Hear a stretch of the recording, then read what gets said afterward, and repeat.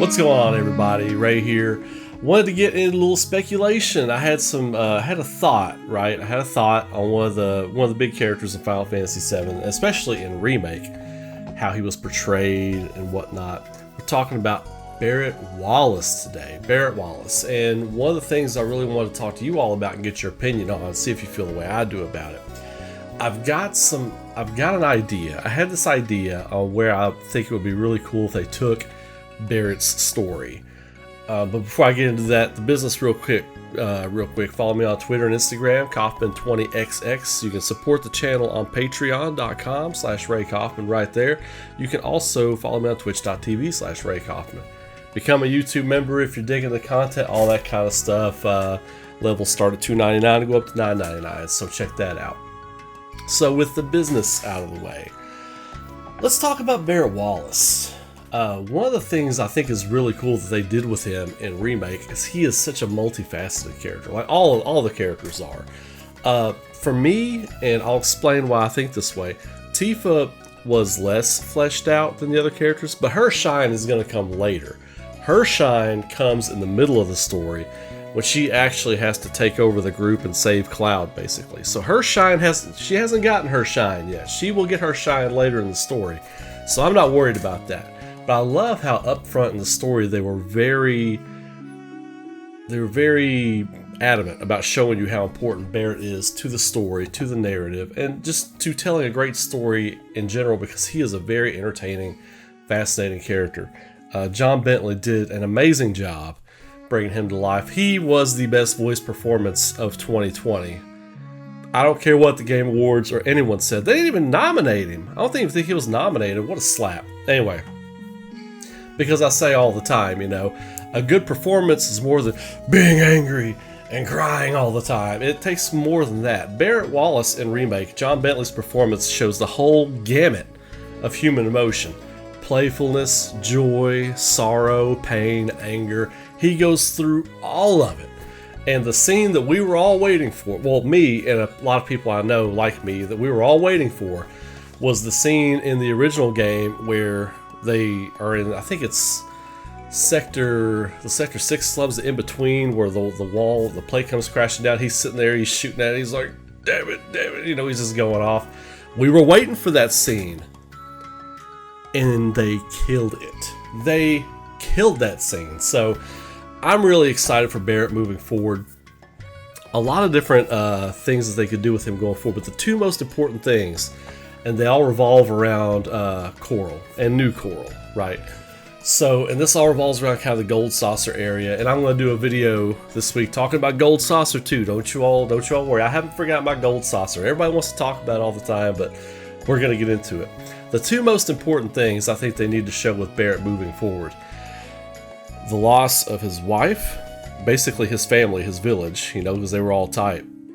His family and his village, his wife, most importantly, and the pursuit of Dyne, Marlene's real father. This could be so good, and this is why I'm really excited for the future of Remake. People are like, oh, it's not a one-for-one remake. I've seen a lot of those comments on the channel, and I'm like, I don't care. I like it. I like where they're going with it. So whatever, I don't care. You could be mad at it all day. I'm really excited for where it's going because of what they showed me with the narrative in this game. The little attentions to detail. Barret is going to be strong. Barret is going to be strong through line with his stories, because once you get done with Coral and you finish off Dyne, you're kind of done with Barret in the original game. They could have done a lot more with him. He's the leader of Avalanche. He's a powerful character. They could have done more with him, but they didn't. I get why, in the grand scheme of how they, made the game, and time constraints and budget issues and all that kind of stuff. But now they really have a chance to correct the journey of this character. I think the delivery of his loss, his pain, and everything to do with the loss of Coral and Shinra taking over, everything, his hatred for Shinra really needs to be shown, and through Barret you can really show just how evil Shinra is in the eyes of like a regular person. Cloud, Aerith, that's all very fantastical, and Tifa's tied to Cloud, so that's all like the fantastical fantasy side of Shinra and their horror scientific experiments, the sci-fi horror side, the fantasy side of the story. But the grounded, real, boots on the ground, just real person part of the story is Barret.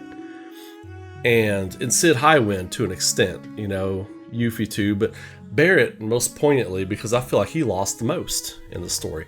You can really drive that home with him. You can really show that through his eyes, losing his wife, losing his family. They really got to bring it with that. I'm excited about that. And I'm excited about Dyne. I'm really excited about Dyne. And let me explain why. Dyne is going to be, you'll fight him, right? You'll fight Dyne. And we'll get a little bit about Dyne. You should chase him, not just through Gold Saucer, but he should get away. Like he should be crazy. I don't know how exactly I would portray him. Maybe it's kind of like Heath Ledger's Joker from The Dark Knight, like this total anarchist, and like, you know, he is Barret's sin to right. He is the wrong that Barret has to right. So I feel like maybe you encounter him many times. Maybe you encounter him many times through different missions and Shinra installations, like you're on a mission and then all of a sudden Dyne pops up again. Things are going to change, and that's a thing. That's a small thing I think can change that would be great. And I would love a scene. Just imagine this scene, right?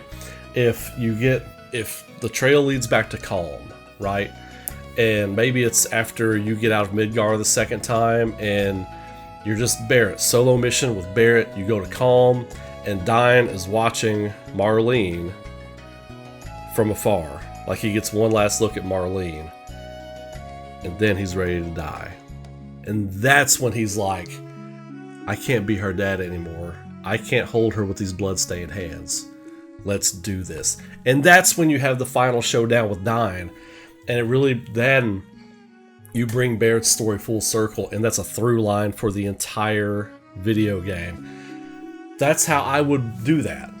That's how I would write that scenario with Dyne. You could do many things in the interim throughout the game. He shows up a few times here and there. He blows up a few installations. I mean, the sky's the limit with what you could do with this character.